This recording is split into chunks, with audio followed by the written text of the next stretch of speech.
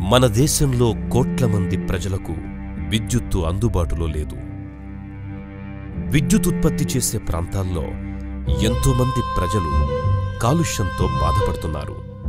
విద్యుత్ సరఫరా తగినంత లేక పరిశ్రమలు, ఉద్యోగులు నష్టపోతున్నారు. ప్రతి ఏటా వేలాది మంది రైతులు మరణిస్తున్నారు. ఆసుపత్రుల్లో అత్యవసర పరిస్థితుల్లో ప్రజలు అవస్థపడుతున్నారు.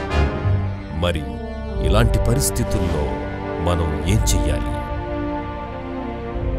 కాలుష్యం లేని విద్యుత్ ఉత్పాదన, వృధా లేని వాడకం మన దేశ భవిష్యత్తుకి అత్యంత అవసరం.